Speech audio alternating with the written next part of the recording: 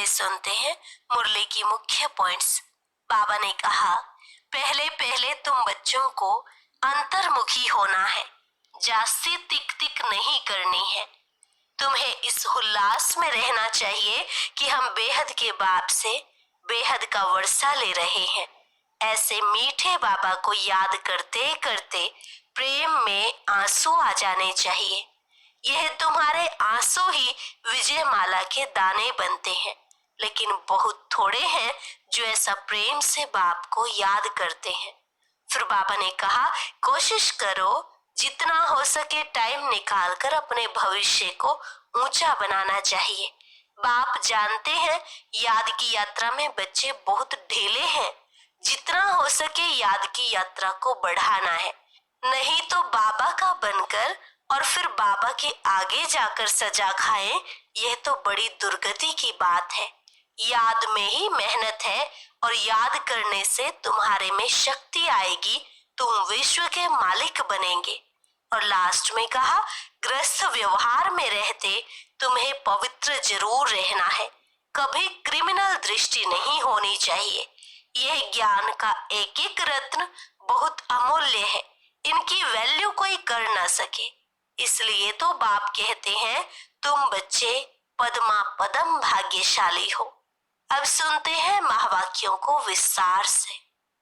मुरली का सार, मीठे बच्चे, बाप आए हैं वॉइसलेस दुनिया बनाने, तुम्हारे कैरेक्टर सुधारने। तुम भाई भाई हो तो तुम्हारी दृष्टि बहुत शुद्ध होनी चाहिए। प्रश्न, तुम बच्चे बेफिक्र बादशाह हो, फिर भी तुम्हें एक मूल फिक्रात अवश्य होनी चाहिए। कौन सी? उत्तर, हम पतित से पावन कैसे बने, यह है मूल फिक्रात। ऐसा ना हो बाप का बनकर फिर बाप के आगे सजाएं खानी पड़े। सजाओं से छूटने की फिक्रात रहे, नहीं तो उस समय बहुत लज्जा आएगी। बाकी तुम बेपरवाह बादशाह हो, सबको बाप का परिचय देना है। कोई समझता है तो बेहद का मालिक बनता, नहीं समझता है तो उसकी तकदीर, तुम्हें परवाह नहीं। ओम शांति। रूहानी बाप जिसका नाम शिव है, वह बैठ अपने बच्चों को समझाते हैं। रूहानी बाप सभी का एक ही है। पहले पहले यह बात समझानी है तो फिर आगे समझना सहज होगा। अगर बाप का परिचय ही नहीं मिला होगा तो प्रश्न करते रहेंगे। पहले पहले तो यह निश्चय कराना है। सारी दुनिया को यह पता नहीं है कि गीता का भगवान कौन है। वह श्री कृष्ण के लिए कह देते, हम कहते परम पिता परमात्मा शिव गीता का भगवान है। वही ज्ञान का सागर है, मुख्य है सर्वशास्त्रमयी शिरोमणि गीता। भगवान के लिए ही कहते हैं, हे प्रभु तेरी गत मत न्यारी। श्री कृष्ण के लिए ऐसे नहीं कहेंगे। बाप जो सत्य है वह जरूर सत्य ही सुनाएंगे। दुनिया पहले नई सतो प्रधान थी, अभी दुनिया पुरानी तमो प्रधान है। दुनिया को बदलने वाला एक बाप ही है। बाप कैसे बदलते हैं वह भी समझाना चाहिए। आत्मा जब सतो प्रधान बने तब दुनिया भी सतो प्रधान स्थापन हो। पहले पहले तुम बच्चों को अंतर्मुख होना है, जास्ती तिक तिक नहीं करनी है। अंदर घुसते हैं तो बहुत चित्र देख पूछते ही रहते हैं। पहले पहले समझाने ही एक बात चाहिए, जास्ती पूछने की मार्जिन ना मिले। बोलो, पहले तो एक बात पर निश्चय करो, फिर आगे समझाएं।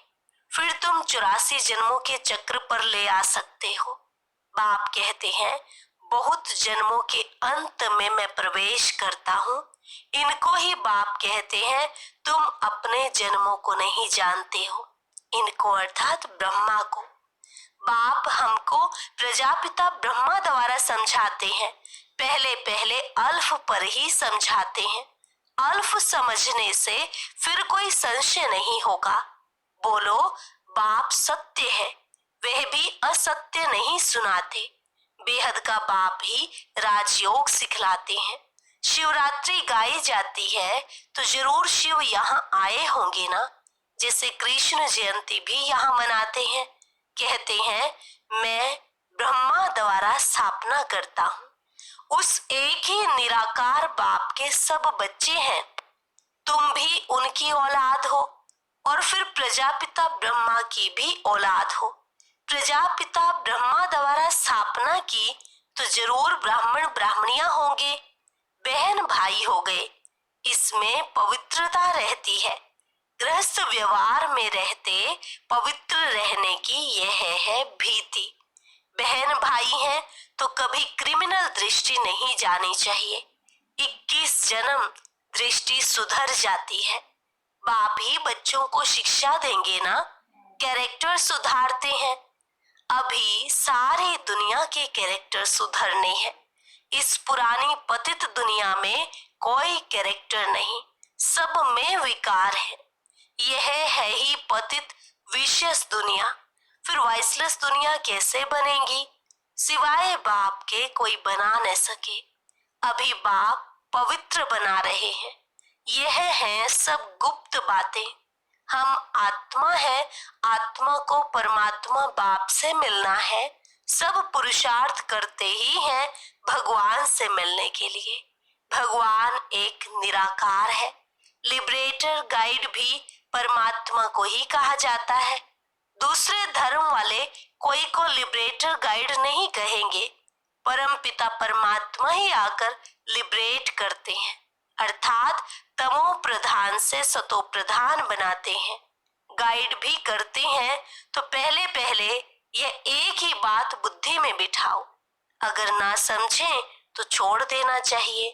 अल्फ को नहीं समझा तो बे से क्या फायदा, भल चले जाए। तुम मूंझो नहीं, तुम बेपरवाह बादशाह हो। असुरों के विघ्न पड़ने ही हैं। यह है ही रुद्र ज्ञान यज्ञ। तो पहले पहले बाप का परिचय देना है। बाप कहते हैं मन मना भव। जितना पुरुषार्थ करेंगे उस अनुसार पद पाएंगे। आदि सनातन देवी देवता धर्म का राज्य स्थापन हो रहा है। इन लक्ष्मी नारायण की डायनेस्टी है और धर्म वाले कोई डायनेस्टी स्थापन नहीं करते हैं। बाप तो आकर सबको मुक्त करते हैं। फिर अपने अपने समय पर और धर्म स्थापकों को आकर अपना धर्म स्थापन करना है। वृद्धि होनी है, पतित बनना ही है। पतित से पावन बनाना यह तो बाप का ही काम है।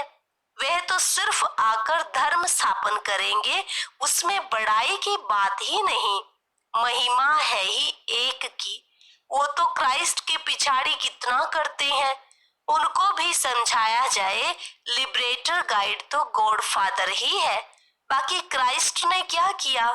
उनके पिछाड़ी क्रिश्चियन धर्म की आत्माएं आती रहती हैं, नीचे उतरती रहती हैं। दुख से छुड़ाने वाला तो एक ही बाप है। ये सब पॉइंट्स बुद्धि में अच्छी रीति धारण करनी है। एक गॉड को ही मर्सीफुल कहा जाता है। क्राइस्ट कोई दया नहीं करते हैं। एक भी मनुष्य किसी पर मर्सी नहीं करते। मर्सी होती है बेहद की। एक बाप ही सब पर रहम करते हैं।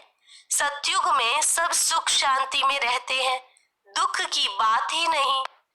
बच्चे एक बात अल्फ पर किसको निश्चय कराते नहीं और बातों में चले जाते हैं।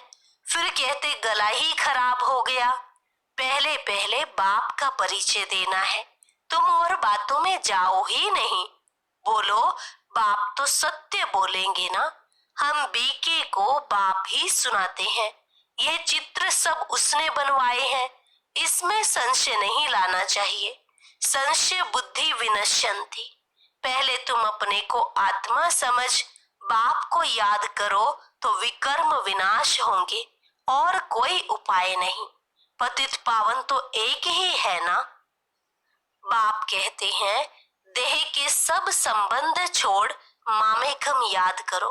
बाप जिसमें प्रवेश करते हैं उनको भी फिर पुरुषार्थ कर सतो प्रधान बनना है। बनेंगे पुरुषार्थ से। फिर ब्रह्मा और विष्णु का कनेक्शन भी बताते हैं। बाप, तुम ब्राह्मणों को राजयोग सिखलाते हैं तो तुम विष्णुपुरी के मालिक बनते हो। फिर तुम ही 84 जन्म ले अंत में शूद्र बनते हो। फिर बाप आकर शूद्र से ब्राह्मण बनाते हैं।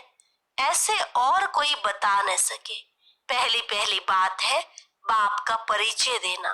बाप कहते हैं मुझे ही पतितों को पावन बनाने यहाँ आना पड़ता है।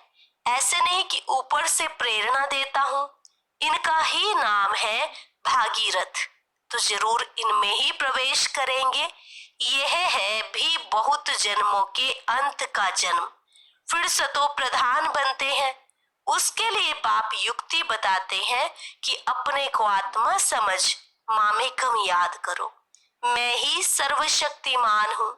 मुझे याद करने से तुम्हारे में शक्ति आएगी। तुम विश्व के मालिक बनेंगे। यह लक्ष्मी नारायण का वर्षा इन्हों को बाप से मिला है। कैसे मिला वह समझाते हैं। प्रदर्शनी, म्यूजियम आदि में भी तुम कह दो कि पहले एक बात को समझो फिर और बातों में जाना। यह बहुत जरूरी है समझना, नहीं तो तुम दुख से छूट नहीं सकेंगे। पहले जब तक निश्चय नहीं किया है तो तुम कुछ समझ नहीं सकेंगे। इस समय है ही भ्रष्टाचारी दुनिया। देवी देवताओं की दुनिया श्रेष्ठाचारी थी। ऐसे ऐसे समझाना है। मनुष्यों की नब्ज भी देखनी चाहिए। कुछ समझता है या तवाई है।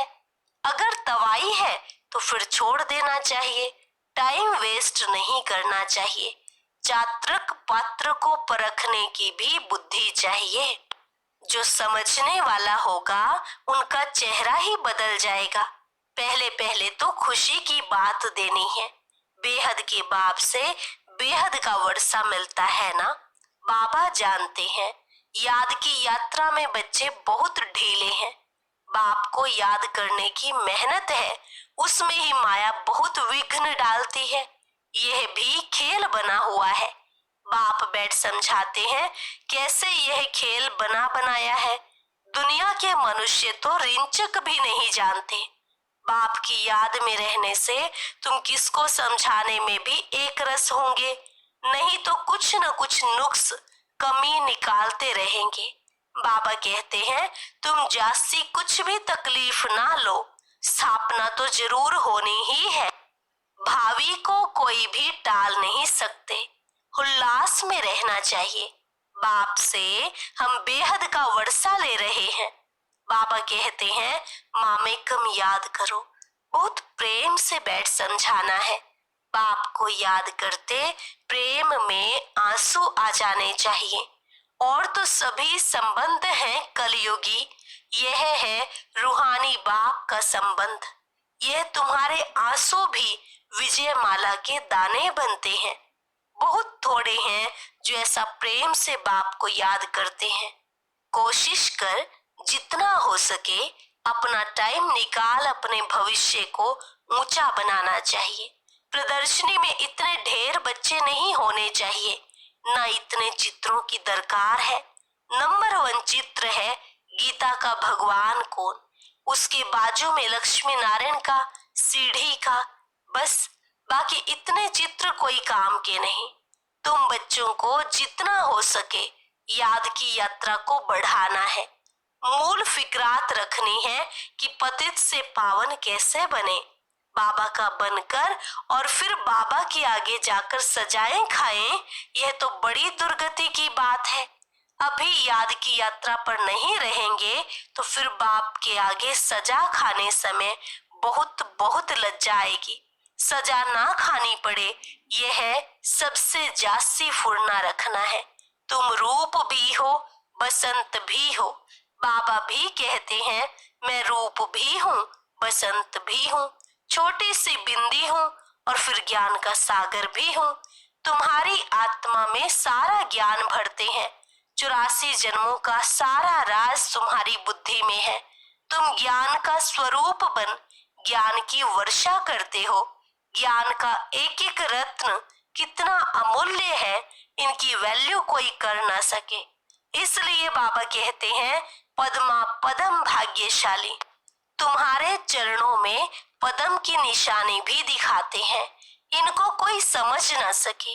मनुष्य पदमपति नाम रखते हैं, समझते हैं इनके पास बहुत धन है, पदमपति का एक सरनेम भी रखते हैं।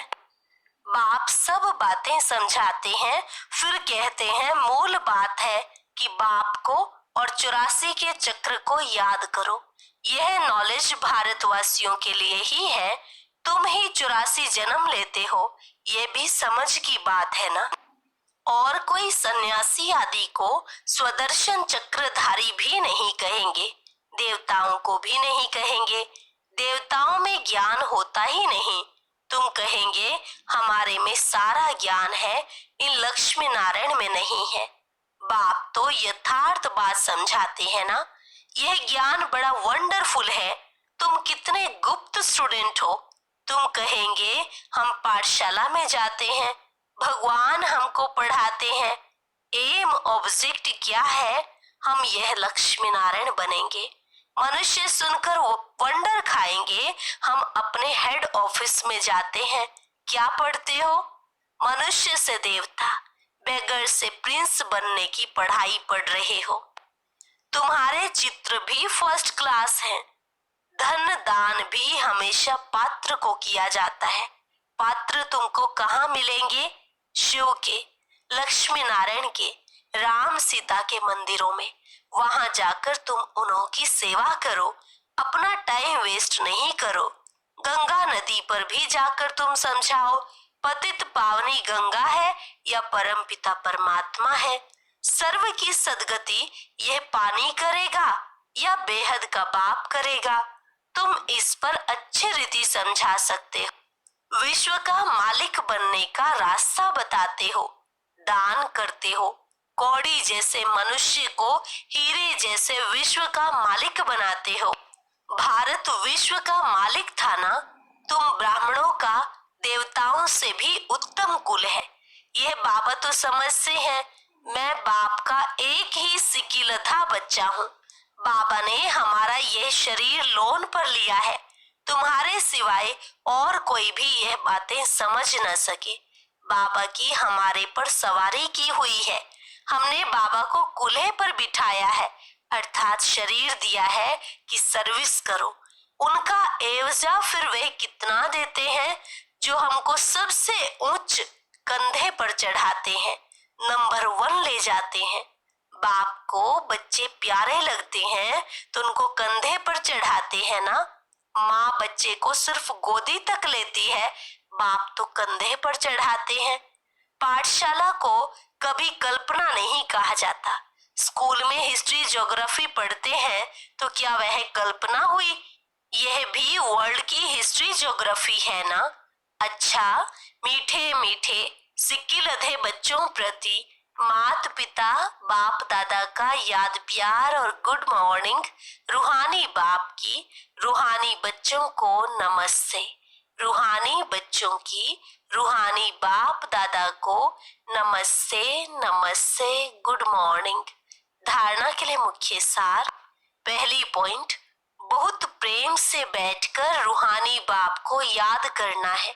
याद में प्रेम के आंसू आ जाए तो वह आंसू विजय माला का दाना बन जाएंगे। अपना समय भविष्य प्रारब्ध बनाने में सफल करना है।